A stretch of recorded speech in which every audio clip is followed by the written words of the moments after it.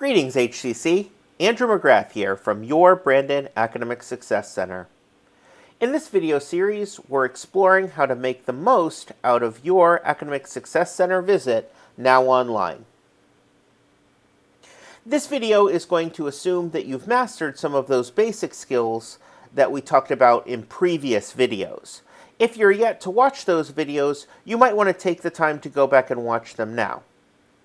Okay, so this video is about tips and tricks to get the most out of the Business and Technology Center. So I've already created an appointment down here, and I'm going to go ahead and enter it and get into the appointment itself. As you're going to see, our standard tutorial section loads. In the left-hand corner, you've got yourself the video. So there I am. Hi, everybody. I'm going to go ahead and turn the video off because I find it distracting to see myself there. And during a tutorial, you can always turn the video off as well if you don't want to see yourself or you don't want the tutor to see you, or for any reason, really. We do ask that you leave the audio on simply because the best tutorial often is when there's a back and forth that only kind of talking can allow. All right, so let's talk about some of the neat things that you can do to better your business and technology visit. So I'm going to go ahead and backspace all of this out so that we have a clean working environment. As always, you can type here, but the big thing that I want to talk about is the whiteboard. So we're going to go ahead and click on this little drawing tool, and then as you can see, the whiteboard pops out. So I've already kind of made a graph and been drawing around a little bit. All I have to do is click my mouse and drag, and it draws. So when you're in a session with your tutor might make a graph or quiz you on some things, and you can also draw. So I'm drawing in blue, but if you were in this session with me and you were to enter the whiteboard, you could draw as well, and it would be in a different color, and that way we could tell who was drawing what. If you wanted to save the whiteboard, what you could do is you could go up to this double arrow here, click it, and export it. And that would save it so that you could look at it at a later date. Another neat thing that you could do is you could import an image. So let's say you take a picture from your book, or you're doing an online assignment and there's a question online or a graph online that you're looking to understand. You could take a picture of it and then hit the upload button, and then you have kind of your standard upload interface, and you could upload it, and you and the tutor could talk about the image that you've uploaded. So that's the basics of the whiteboard feature. Now, the thing about the whiteboard feature is that it's nice to have that it's built right into the tutorial, but this whiteboard is not as powerful as some other whiteboards could be. And so we do have a supplemental tool, and that's GoBoard.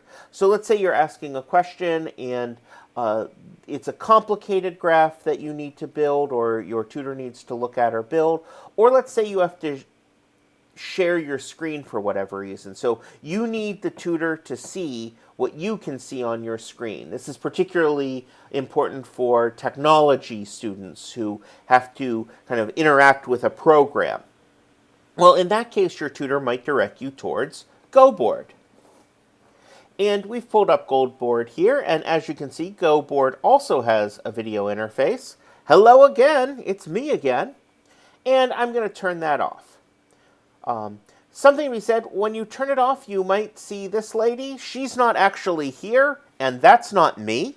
But that's their kind of placeholder icon, so you can ignore her. The important buttons are along the side here. So here is the turn video on and off and turn audio on and off. Now for best results, you either want to have audio on in WC Online or have audio on in here. Otherwise you get a weird reverb. And if you forget to do that, your tutor will know how to help. So this is a more sophisticated whiteboard that is far more powerful in terms of graphing and writing.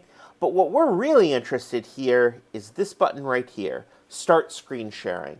So for many of you, particularly in technology classes, it's really, really beneficial for the tutor to see exactly what you see on your screen.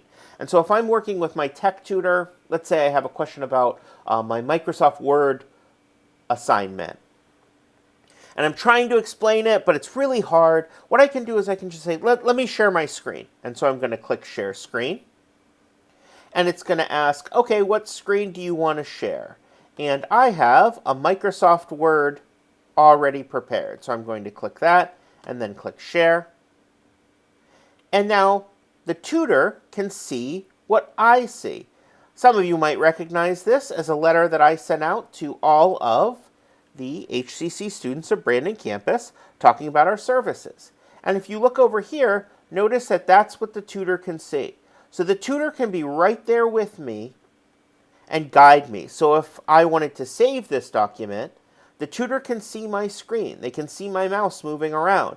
They can say, okay, Andrew, what you need to go is you need to go up to File, okay, and then you need to go down to Save. And I can do that, and I can be walked through this important process. When I'm done, when I don't want them to see what's on my screen anymore, I can just go down here to this button that says Stop Sharing. I'm going to give it a click, and now the lady is back, and so we know that that's what they see. And again, if I had my camera on, it would be me. They'd see me again. And so that's how you can know what the tutor can see. So those are just some of the basic tools and tips and tricks that a tutor might use while working with you in a business and or technology session. Please review some of our other videos, and if you're making other appointments, there are other tips and tricks videos that we've created. Thanks so much, everybody, and stay safe.